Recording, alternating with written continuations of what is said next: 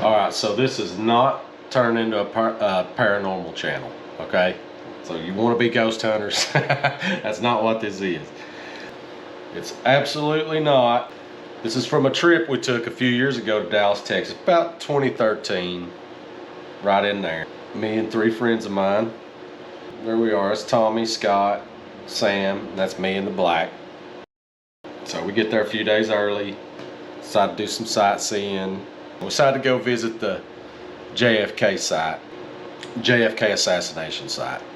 And there's a couple pictures of the book depository, some of the surrounding buildings of the area where JFK was assassinated. So we decided to take this hilarious picture of Sam on the grassy knoll, you know, and then we're gonna make some clever Facebook post. Now if you look at this picture, you see Sam in the blue shirt up by the wall. That's the grassy knoll you're looking at. The person in orange, I was waiting on them to move. Now if you look over to the right at the top underneath the tree, do you see anything? Take a close look. Look at it really good. You can almost see the image of a man standing there. And that's Tommy at the bottom.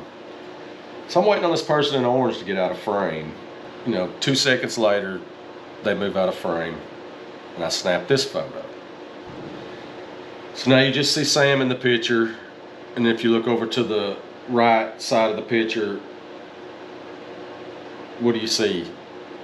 It looks like a guy standing there in a suit under the tree.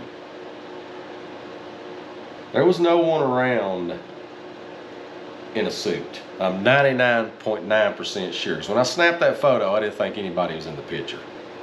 So here's the first picture again. And I've drawn an arrow kind of pointing toward their head so you can maybe try to focus in on that. And you know, it can be, that could be debunked. You could say, well, that's, you know, that's the lighting, that's the shadows. But to me, you can kind of see the head and the shoulders, a little bit of the tie, and maybe their hands down to the front of them.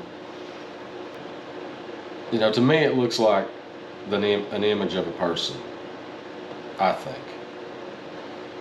So if you check out the next picture, which was taken, I have an arrow pointing toward, you know, if you didn't see it in the first one, pointed an arrow toward kind of at his shoulder there, and you can see his head. You start to kind of see his outline of his shoulders, his tie. I didn't notice any of this until just a few months ago when we were going through our pictures. A couple of us, you know, we were looking through our pictures that we took on that trip. And I noticed, you know, something didn't look right. You know, when I zoomed in, I was like, hey, there's somebody standing there, you know, and they weren't there when we snapped the photo.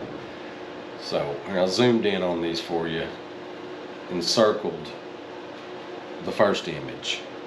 Hit or miss, you know, whether or not that's someone standing there. And then here's the second picture, taken seconds later, maybe 2-3 seconds later.